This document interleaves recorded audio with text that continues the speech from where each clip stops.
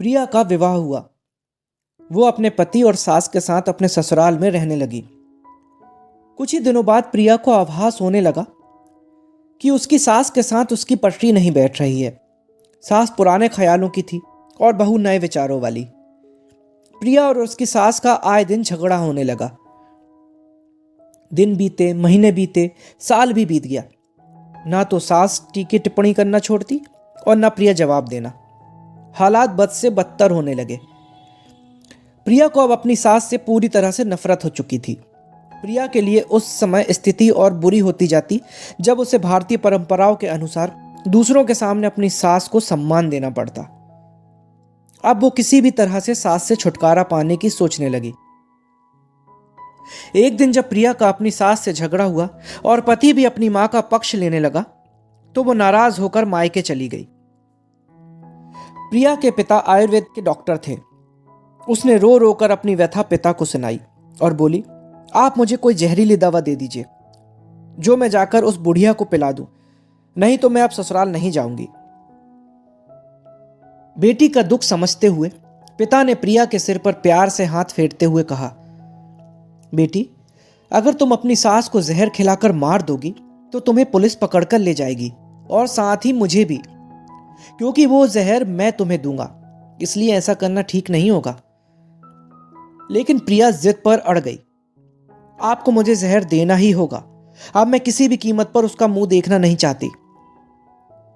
कुछ सोचकर पिता बोले, ठीक है, जैसी तुम्हारी मर्जी, लेकिन मैं तुम्हें जेल जाते हुए भी नहीं देख सकता, इसलिए जैसा मैं कहूं वैसा तुम्हें करना होगा। मंजूर हो तो बोलो। प्रिया ने पूछा, क्या करना होगा?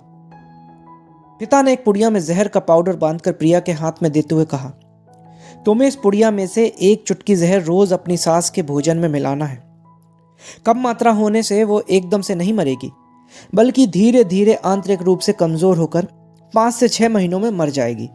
लोग समझेंगे कि वो स्वाभाविक मौत मरी है। पिता ने आगे कहा, लेकिन तुम्हें बेहद सावधान रहना होगा ताकि तुम्हारे पति को बिल्कुल भी शक ना होने पाए, वरना हम दोनों को जेल जाना पड़ेगा। इसके लिए तुम आज के बाद अपनी सास से बिल्कुल भी झगड़ा नहीं करोगी, बल्कि उनकी सेवा करोगी। यदि वो तुम पर कोई टीका टिप्पणी करती हैं तो तुम चुपचाप सुन लोगी, बिल्कुल भी प्रत्युत्तर नहीं दोगी। बोलो, कर पाओगी ये सब? प्रिया ने सोचा, 6 महीने की ही तो बात है, फिर तो छुटकारा मिल ही जाएगा। उसने पिता की बात मान ली और जहर की पुड़िया लेकर ससुराल चली आई। ससुराल आते ही अगले ही दिन से प्रिया ने सास के भोजन में एक चुटकी जहर रोजाना मिलाना शुरू कर दिया। साथ ही उसके प्रति अपना बर्ताव भी बदल लिया।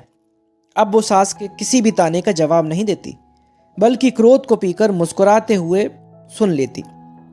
रोज उसके पैर दबाती और उसकी हर बात का ख्याल रखती। सास से पूछ पूछ कर उसकी पसंद का खाना बनाती, उसकी हर आज्ञा का पालन करती।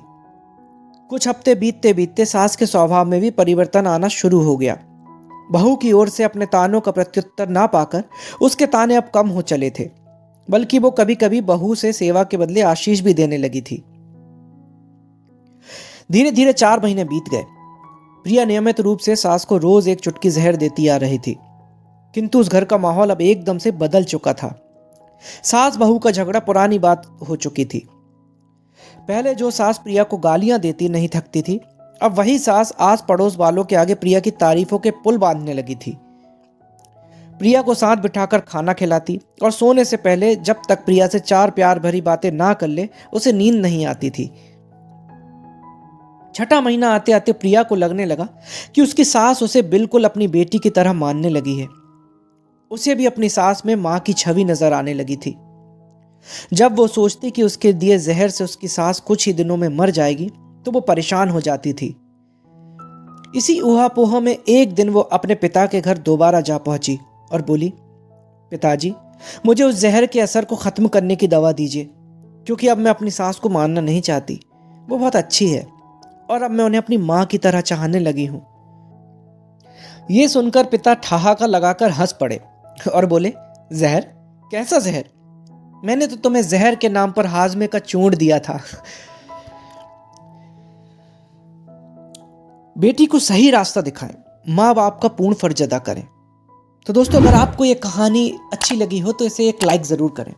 आपका एक लाइक हमें प्रोत्साहित करता है आगे भी ऐसी और अच्छी कहानियाँ लाने के लिए। और सब्सक्राइब करें अपने इस चैनल को, ताकि मेरी हर कहानी सबसे पहले आप तक पहुँचे। Thank you.